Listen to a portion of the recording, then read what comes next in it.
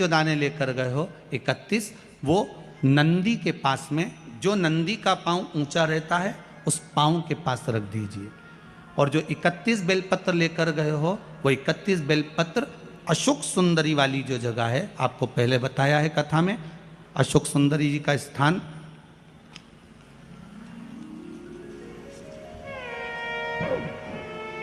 ये शिवलिंग, ये जलाधारी जहाँ से पानी बहता है, उसके बीच में एक मोटी सी लाइन होती है जो शंकर भगवान की छोटी लड़की अशोक सुंदरी का स्थान है।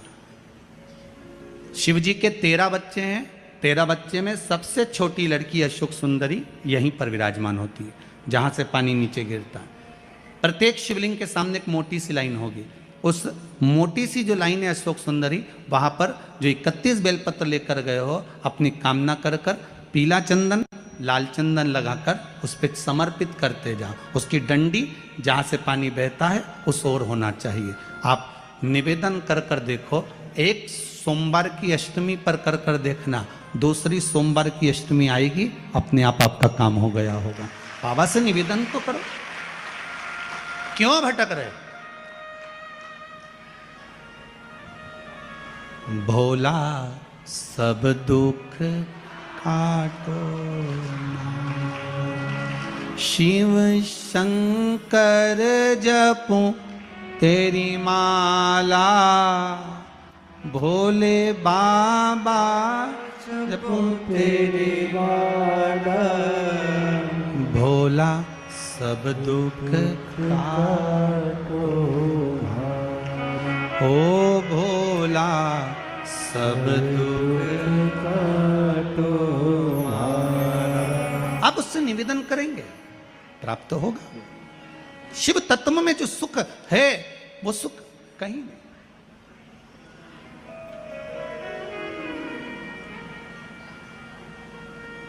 एक मात्र शिव मंदिर में झाड़ू लगा रही हैं अहिल्याबाई,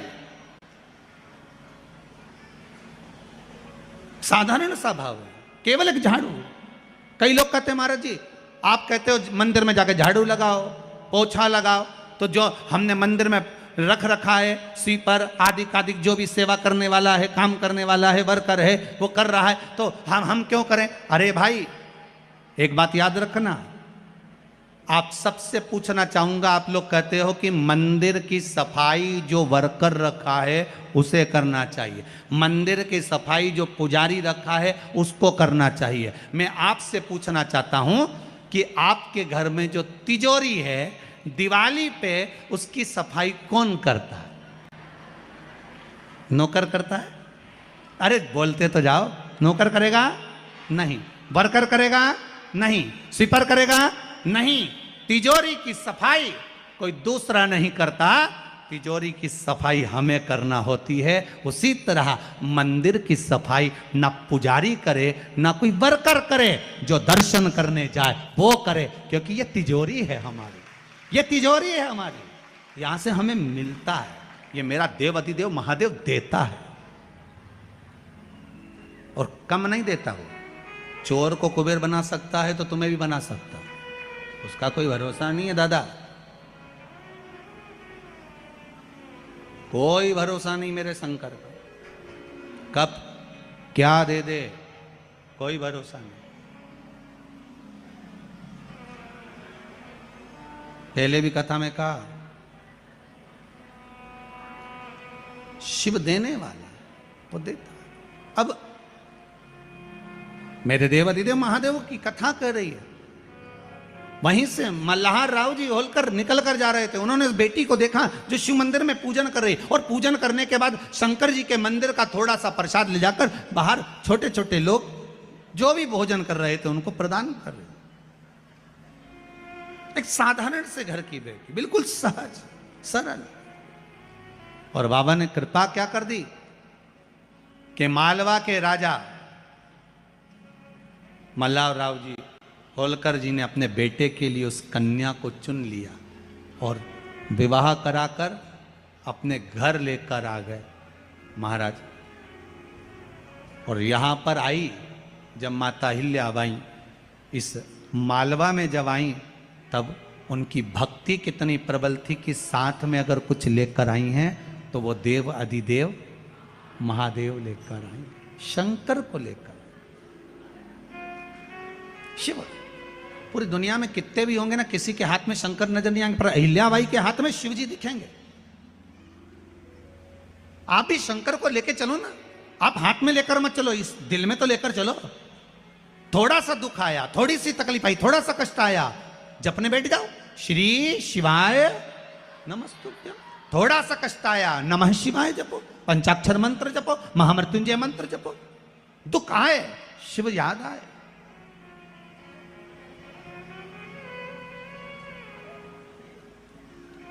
जैसे देवराज नाम का ब्राह्मण चोरी कर कर लाता, मंदिर में गया, कभी भगवान के मंदिर नहीं गया, पर आज शरीर में जब ताप आया शिव मंदिर में पहुंच गया। और देवराज नाम का ब्राह्मण जब मंदिर के अंदर गया, वहां शिव महापुराण की कथा चल रही थी, थोड़ी देर की, एक क्षण की, एक पल की कथा सुन ली, और कथा सुनी, चित्तवृत्ति में बैठी। उसके बाद में जो प्राण छूटे, प्राण छूटने के बाद देवराज नाम का ब्राह्मण जब मरा, प्राण छूटे, उसको कोई चोरी करने वाला, कपट करने वाला, छल करने वाला, बेईमानी करने वाला, इसको तो नरक जाना था, पर इसको लेने भी कौन आया? देव अधिदेव महादेव नंदी लेकर आए इसको लेने के लिए। तो पार्वती जी ने पूछ लिया, भोले बाबा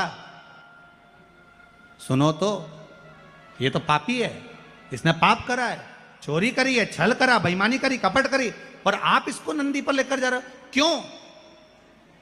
शंकर भगवान कहते हैं, पार्वती ये देवराज नाम का ब्राह्मण जिसने चोरी करी है, शंकर जी के मंदिर में जाकर थोड़ी सी कथा सुन ली है, कथा सुनकर जहां ये प्राण त्याग रहा है वहां पर बेलपत्री का वृक्ष है, उस वृक्ष के नीचे मरा है, इसलिए कैलाश जाएगा, ये कहीं नरक नहीं जाएगा, ये कैलाश की होगा, ये बेलपत्री के वृक्ष के नीचे मरा, बेल के वृक्ष के नीचे, इसलिए ये कैलाश जाएगा।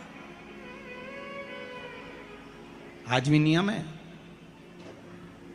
कोई मरता है उसको लेकर जाते हैं, राम नाम सत्य बोलते लेकर जाते हैं, शमशान में जाने पर एक जगह पर उसको विश्राम दिया जाता है।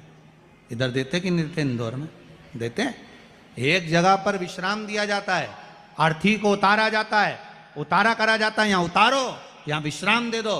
तो बच्चे पूछते हैं, पापा यहाँ पर ये दादाजी को क्यों उतारा, यहाँ बीच रास्ते में इनको क्यों रोका?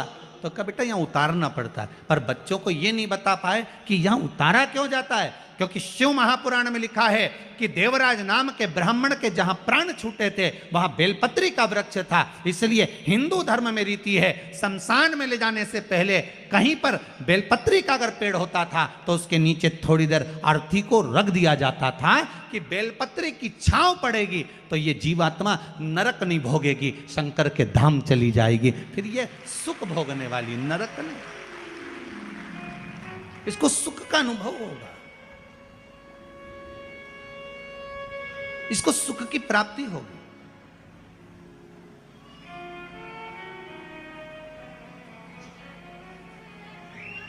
ऐसे कई कई प्रसंग लोगों बच्चों को आज तक नहीं मालूम कि ये होता क्यों है। बस उतारा कर दो, बस उतार दो इसको, बस इसको नीचे सुला दो, अर्थी को यहां रख दो। पर क्यों रखते हैं, क्या कारण है अर्थी को रखने का, क्यों विश्राम दिया जाता है, किस लिए दिया जाता है? उसका भान होना चाहिए कि यहां बेलपत्री का वृक्ष होना चाहिए, जिस वृक्ष की छांव में जब अर्थी को रखा जाए तो वो जीवात्मा तर जाए।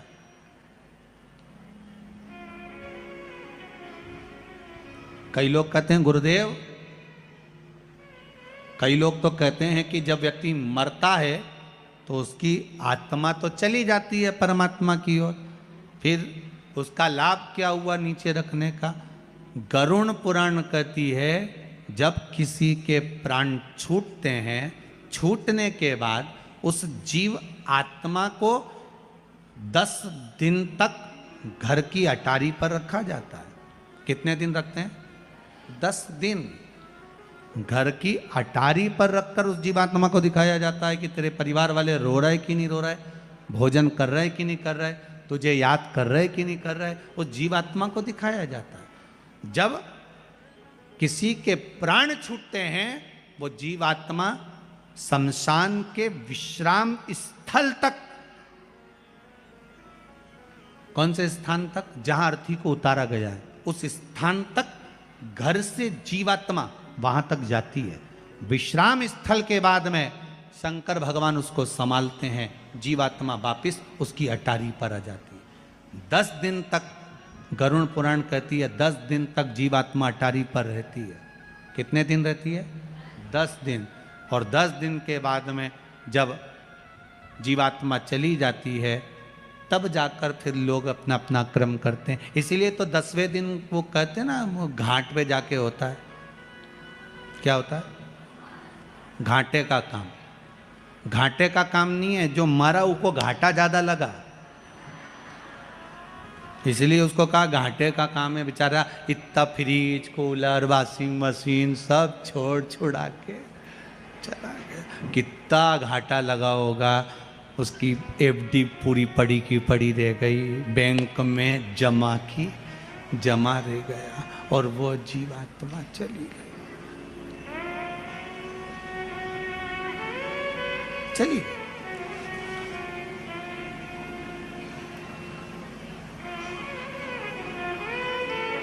सब पड़ा रह गया, सब डरा। और जाएगा जब यहाँ से कुछ भी ना पास होगा, 2 गज कफन का टुकड़ा तेरा लिबास होगा। क्या रहेगा? सब ब्रांडेड पहनने वाले भी, कुर्ता ब्रांडेड, जूते कंपनी के, घड़ी कंपनी की, यहां तक का सोना लिया तो वो भी कंपनी का, हर चीज कंपनी की पहनी है। पर आखिरी में जब मरोगे, मरने पर जो कफन पहनाया जाएगा वो कौन सी कंपनी का होगा, लिख के जरूर जाना कागज में कि रेमांड का पहनाना, कि इस कंपनी का पहनाना। नहीं, तुम तो पूरी जिंदगी तो कंपनी कंपनी करो, मरने पर कौन सी कंपनी? वह कंपनी का है। इसलिए फिर निवेदन, अंत समय प्रभु आना। सबको याद है? सबको याद है? गाओ जरा। अंत समय प्रभु वचन दिया तो निभाना पड़ेगा। आए ना आए प्रभु कुटुंब हमारा, आए ना आए प्रभु कुटुंब कभी, आपको प्रभु जी आना पड़ेगा, आपको प्रभु जी आना पड़ेगा। अंत समय प्रभु आना पड़ेगा, वचन दिया तो निभाना पड़ेगा। भगवान बस इतनी सी कृपा है। ये पीपल का वृक्ष, ये आंवले का वृक्ष, ये बेलपत्री का वृक्ष, ये वो देव वृक्ष हैं जिनका सुख मनुष्य को प्राप्त हो सके, मनुष्य को प्राप्त हो सके। आप थोड़ा प्रयास तो करो, प्रयास करो। कभी लगे गुरुदेव आज हमारे को बहुत थकान लग रही है, शरीर बेकार लग रहा है, सिर दर्द हो रहा है, शरीर में बेकार बहुत कष्ट उत्पन्न हो रहा है। पीपल के पत्ते की 5 पत्ते पीपल के थाली के अंदर रखो और उस पे भोजन करो, शंकर जी का कुंद कैश्वर महादेव का नाम लेकर। कौन से महादेव? एक बार जम के बोलिए, कुंद कैश्वर। कुंदकेश्वर महादेव का नाम लेकर भोजन करना प्रारंभ करो। 15 से 20 मिनट लगते हैं, हमारे टेबलेट खाने की जरूरत नहीं पड़ती। सिर दर्द बंद, शरीर कितना भी दुख रहा हो उसमें आराम लगना प्रारंभ हो जाता है। कुंदकेश्वर महादेव का नाम सुख की अनुभूति कराता है, शरीर के रोग को मिटाने के लिए। कुंदकेश्वर शिव का एक एक संबोधन। एक झाड़ू लगाई, पोछा लगाया उस कन्या ने, माता हिल्याबाई ने, और मल्हार राव जी अपने बेटे के लिए पसंद कर लिया और विवाह हो गया। श्री खंडेराव जी के साथ में जब विवाह हुआ, मालवा की महारानी बन गई। और देखिए शंकर साथ में लेकर आई। आपसे भी निवेदन है, मेरे शिव को भूल मत जाना, मेरे शंकर को अपने हृदय में बिठा कर रखिए।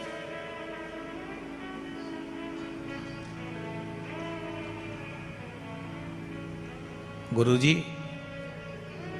ये कथा तो हमको याद रहती नहीं है, सुनने का फायदा क्या है? हम कहते हैं 6 महीने पहले जो खाया, 6 महीने पहले जो खाया,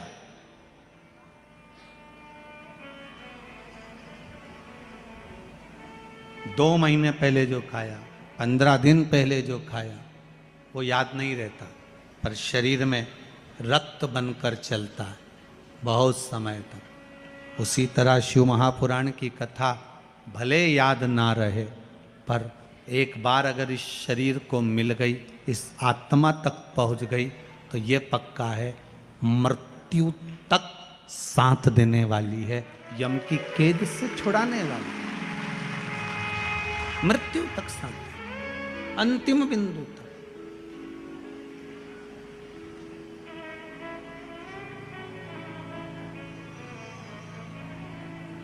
देवराज ब्राह्मण, चोरी करने वाला ब्राह्मण, वो देवराज जो चोरी कर कर धन लाया था। हाँ, होता है कभी कभी योग संजोग होता है, ब्राह्मण होकर ब्राह्मण कर्म से वंचित हो जाता है जीव, ये पूर्व के कर्म के अनुसार। इसलिए आपको बार बार कहते हैं, मत बुरे कर्म कर बंदे वरना पछताएगा, भगवान की आंखों से तू बच नहीं पाएगा, तू बच नहीं। इसीलिए बार बार कहते हैं, तेरा क्या होगा रे कालिया, होगा क्या, कब तक बचेगा और किससे बचेगा? शंभू से बचना, कौन जाने।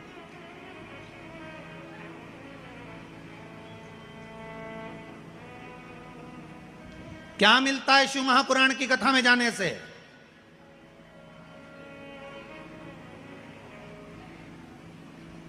क्या प्राप्त होता है शिव महापुराण की कथा में जाने से? अरे गुरुजी, आप कहते हो शिव पुराण की कथा में जाओ, हमारी तो चप्पल चली गई। क्या मिलता है शिव पुराण की कथा में जाने से? कोई कहेगा हमारा कोई सामान चले गया। हम तो आपसे हाथ जोड़कर निवेदन करते हैं, पहले भी करा, कुबेरेश्वर महादेव की कथा में आपको बोला था कि जितने लोग कथा सुनने आओ, कोई भी सोना चांदी की रकम लेके मत आओ। यहाँ आओ तो लेकर मत आओ, यहाँ आओ तो मेरे ओघड़ दानी, मेरे शंकर का आशीर्वाद लेकर जाओ। तुम्हारे सोना और चांदी से महत्वता नहीं। क्या मिलता है शिव पुराण की कथा में जाने से? क्या होगा शंकर की कथा में जाने से? क्या मिलेगा हमें शिव महापुराण की कथा में जाने से? तो जो कहे आपसे कि शिव महापुराण की कथा में जाने से क्या मिलता है, उससे कहना एक बार सुन ले, 3 महीना इंतजार कर ले, 3 महीने की ये तारीख लिख के रख लेना कि शिव महापुराण की कथा, आज कौन सी तारीख है? 30 तारीख को चालू हुई है, 30 नवंबर को। दिसंबर, जनवरी, फरवरी तक इंतजार करना, कामना कर कर बस कथा सुन ले और उसके बाद अपने कार्य में लग जा। फिर भोलेनाथ जी एक बार अगर हाथ पकड़ लिए फिर नहीं छोड़ेगा, ये पक्का।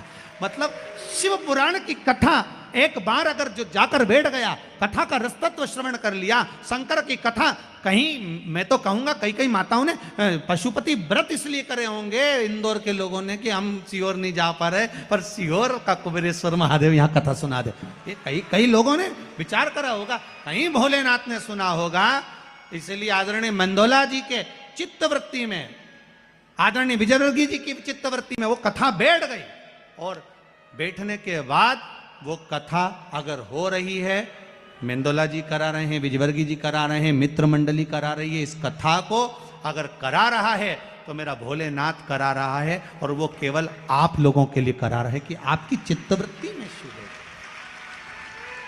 चित्तवृत्ति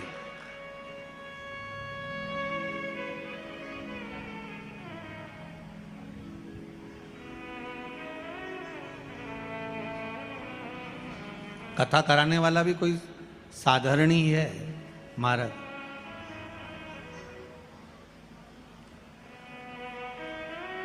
आप सब तो पलंग पर सोते होगे, पर मुझे कल मालूम पड़ा कि आदरणीय श्री रमेश मेंदोला जी, उनके कक्ष में जहाँ निवास करते हैं गुरुदेव, पलंग पर नहीं सोते, भूमि का शयन करते हैं। ये संत का ही स्वभाव नहीं तो क्या, भूमि का शयन करते, गादी लगी है जमीन पर, बस वहीं सो जाते,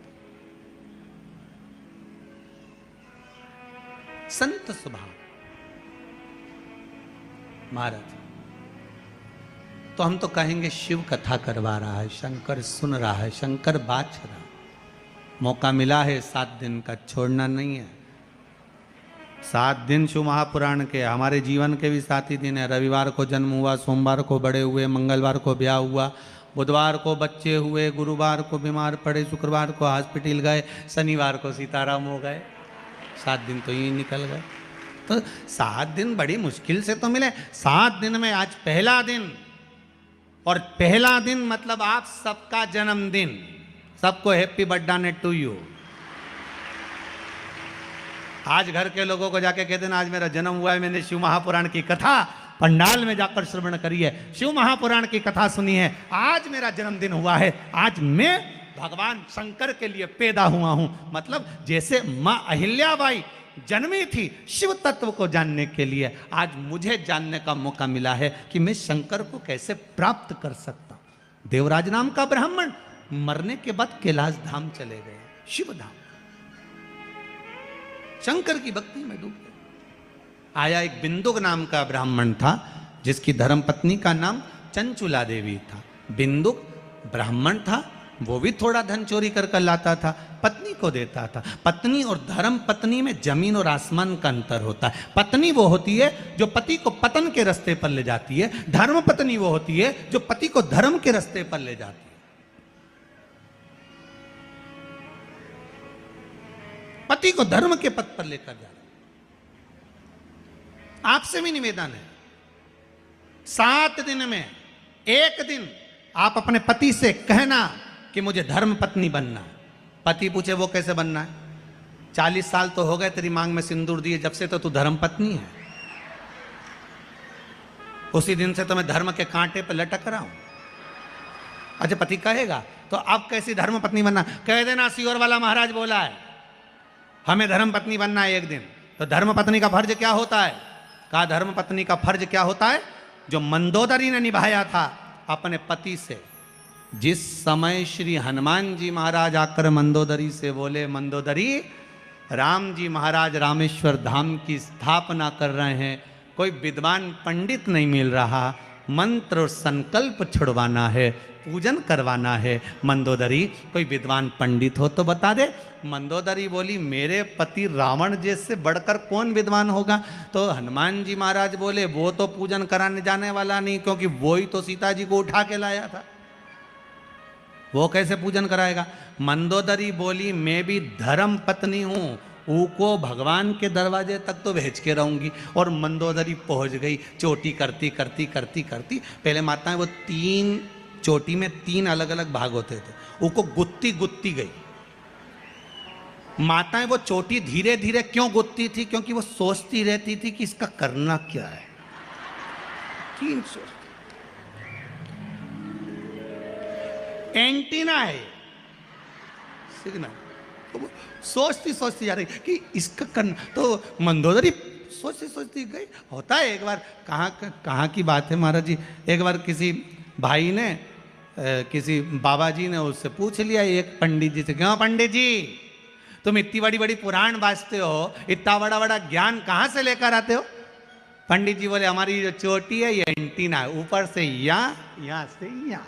अच्छा, इतने में बाबा जी बोले तो हमें इतना ज्ञान क्यों नहीं आता? पंडित जी बोले तुम्हारे एंटीने से आता तो है पर अर्थिंग के तार से नीचा चले जाता, तो बचता कुछ नहीं। तो इतने में मंदोदरी बोली मैं भी ये धर्म पत्नी हूँ, धर्म पत्नी का फर्ज अदा करूंगी। और मंदोदरी लंकाधिपति रावण के पास पहुंच गई, और पहुंचते से ही मंदोदरी ने कहा स्वामी स्वामी। रावण बोला हम लंकेश हैं। अच्छा, रावण की सबसे बड़ी प्रॉब्लम ही एक ही थी, हमेशा एक ही बात बोलता था हम लंकेश। अच्छा, सबको मालूम है कि तुम लंकेश हो, बोलने की क्या जरूरत, पर फिर भी बोलता था। बोला क्या बात है?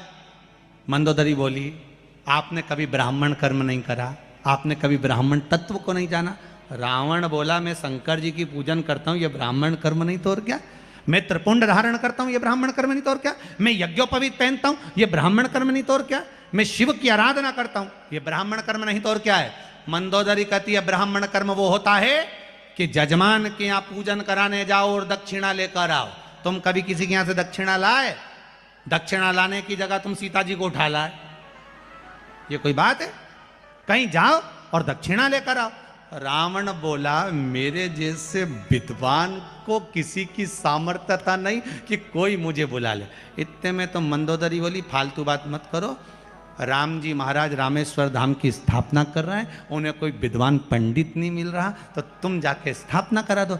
रावण बोला राम जी कभी रामेश्वर की स्थापना नहीं कर सकते, मुझे मालूम है। मंदोदरी ने पूछा वो कैसे?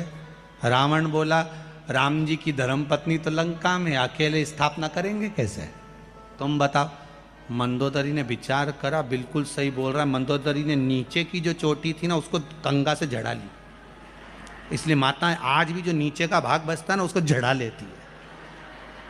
मंदोदरी ने नीचे का भाग झड़ाया कि अकल की बात तो की ये पति ने, अब समझ में ये नहीं आ रहा करना क्या, और ये सीता को लेके जाएगा नहीं, फिर भी झड़ाया है, तो ऐसे ही नहीं झड़ाया। तो इन्हें कह दिया स्वामी आप तो विद्वान ब्राह्मण हो, अगर सीता आपके पास में है तो आपका फर्ज है, आप गुरु बनकर पंडित बनकर विद्वान बनकर जा रहे हो, गठजोड़ा बांधकर आपको बिठाना चाहिए। एक काम करो आप आगे आगे चलो, मैं मंदोदरी सीता जी को लेकर चलती हूँ। तो सीता नहीं जाएगी। मंदोदरी ने कहा चिंता मत करो, मैं हनुमान जी को बुला लेती हूँ। रावण बोला हनुमान जिसने आग लगाई थी?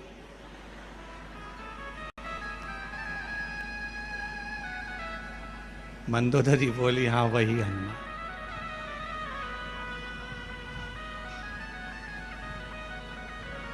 वही हनुमान। अब ठीक है बुलाओ। हनुमान जी महाराज ने कहा आप चलिए। रावण चला, मंदोदरी ने सीता जी को पालकी में बिठाया, हनुमान जी की साक्षी में लेकर गए, गठजोड़ा बांध कर बिठाया।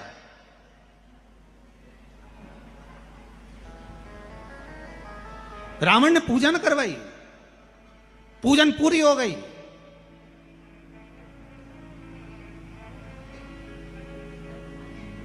पूजन पूरी। राम जी ने रावण के चरण धुलाए, प्रणाम करा। रावण ने आशीर्वाद दिया विजय भव। राम जी को आशीर्वाद दिया विजय भव।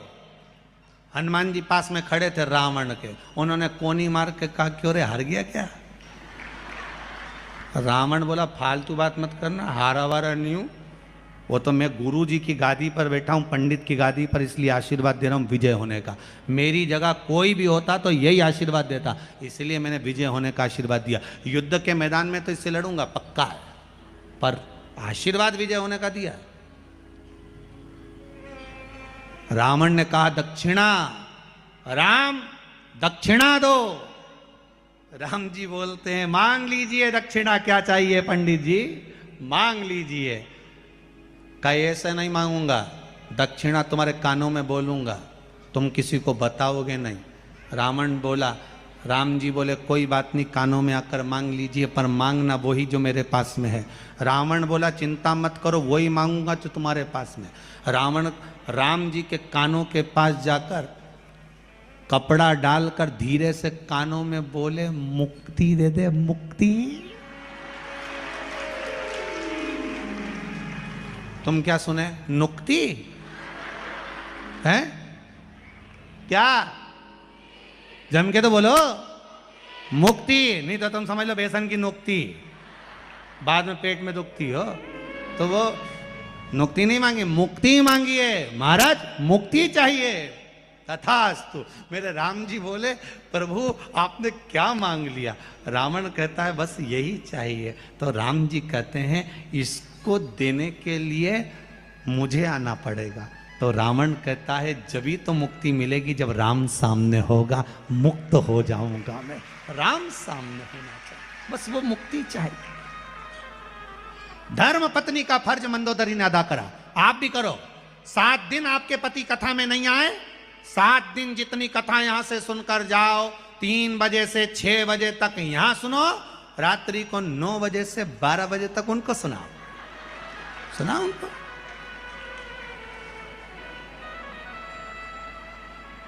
उनके नींद आए तो कहना मैं चाय बना के लाई, थोड़ी देर पांव दबा दबा कर सुनाओ, पर सुनाओ। सीहोर वाले महाराज ने कथा सुनाई थी, आज ये बोला था।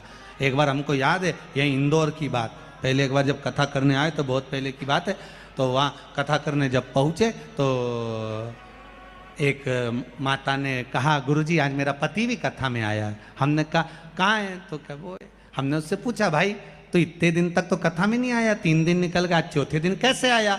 उसने कहा गुरुजी रात को 9 से 12 सुनने से अच्छा है दिन में 3 से 6 सुन लूँ। तो मुझे विश्वास, आप तो कथा कहो, सुना, सुनो, कथा सुनो। और अगर रात को कथा ना सुने, 7 दिन में 1 दिन ऐसा बनाना, अपने पति से कहना तुम 6 दिन कमाई कर लो, पर 7वें दिन 1 दिन तुम्हें शिव महापुराण की कथा में मेरे साथ चलकर बैठना है, कथा सुनना है तुमको। चलो मेरे साथ कथा सुनने चलो, 1 दिन चलो मेरे साथ। पत्नी वो होती है जो पति को पतन के रास्ते पर ले जाती है, शॉपिंग मॉल ले जाती है, पर धर्म पत्नी वो होती है जो पति को शिव महापुराण तक लेकर आती है। वो धर्म पत्नी लेकर चलो, कथा सुनने चलो। नहीं सुन सकते टीवी पर सुनो, नहीं सुन सकते मोबाइल पर सुनो, फेसबुक यूट्यूब पर श्रवण करो, पर कथा सुनो। और सबसे बड़ी बात तो यह है, आस्था भजन पर कथा 3 बजे से 6 बजे तक आ रही है, और आस्था चैनल पर रात्रि को 10 बजे से 1 बजे तक आ रही है। 2 टाइम आ रही, सुनो, पर सुनो, कथा का रस स्वादन करिए, अपने जीवन में आनंद की अनुभूति करिए, उस तत्व को उतारिए। अब कथा तुम इसलिए मत सुनना कि हमारा फोटो आया कि नहीं आया, रात को बैठी रहना टीवी के सामने, हो मैं तो दिखी ही नहीं। कल कथा में जाऊंगी ना, तो जहाँ स्टेज बना ना उसके बिल्कुल बाजू में बैठूंगी, रस्सी के पास, और ये रामेती बाई है ना, ये पास में बैठी जाती है, ये इसके पास नहीं बैठोगी, इसी इसका है, मेरा तो है ही नहीं। तुम बैठ, मैं क्या कर बैठी, नहीं बैठू जा। तो कथा का रस तत्व बड़ा आनंदित है साहब। शिव महापुराण की कथा मस्त होकर, आनंदित होकर, रस तत्व को ग्रहण करने वाली, आनंद लेकर सुनी। अब और शिव महापुराण की कथा में कभी रोके नहीं सुनना, जरा सी बात में रोके, हम तो बड़े दुखी हैं, हम तो बड़े दुखी हैं, क्या रोना? शंकर की कथा में आयो, आखिरी में आनंद के पास, शिव के पास, वहां तो केवल निवेदन करो कि मैं कथा सुनना। चंचुला देवी जितना कमा कर पति लाता था, बिंदु जितना चोरी कर कर लाता था, जितना धन लेकर आता था, वो धन कभी कभी नहीं, चंचुला ने उसको सत्कर्म में लगाया ही। पर आपसे निवेदन है, जो पति कमाई कर कर लाए उसका एक अंश, एक भाग कहीं धर्म में, कहीं पुण्य में, कहीं सत्कर्म में लगाओ। बिंदु चोरी का धन ला रहा था, दीवार पर से नीचे कूदा, पानी में गिर गया, मर गया। शिव महापुराण की कथा कहती है 3 तरह से मरे हुए व्यक्ति का मोक्ष नहीं है। 3 तरह से मरे हुए व्यक्ति को मुक्ति नहीं है। पहला, पानी में डूबकर मरा हुआ। दूसरा, सर्प के डसे से मरा हुआ। तीसरा, स्त्री के हाथ से, नारी के हाथ से मरा हुआ।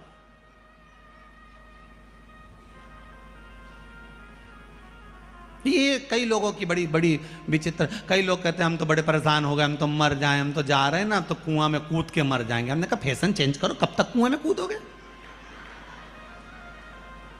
जब देखो जब कुआं में कूदना, ये फैशन। अब मरने का फैशन, रस्सी बांध के मर जाओ, ये फैशन थोड़ा चेंज करो ना।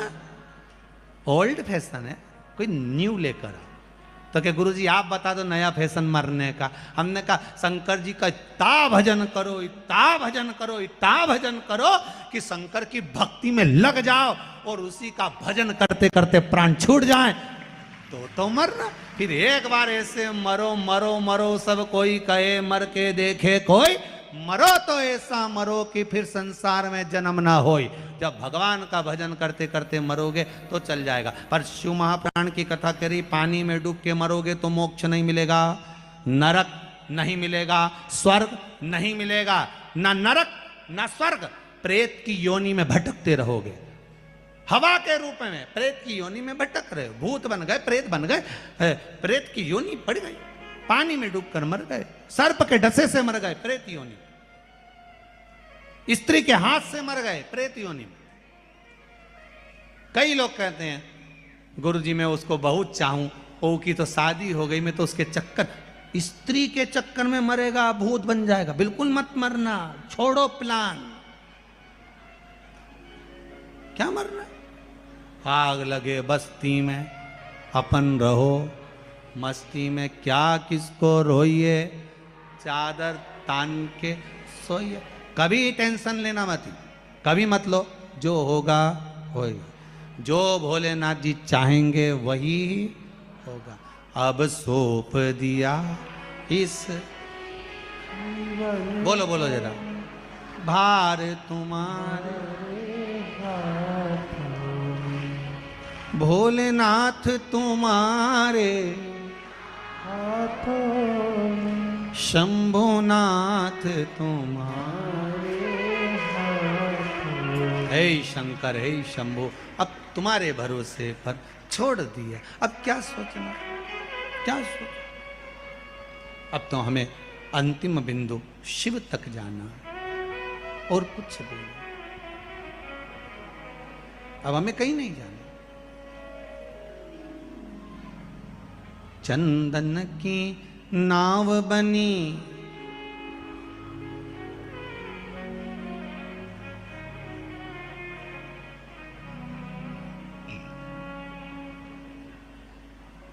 जाना है हमको केला, ओ भोले बाबा जाना।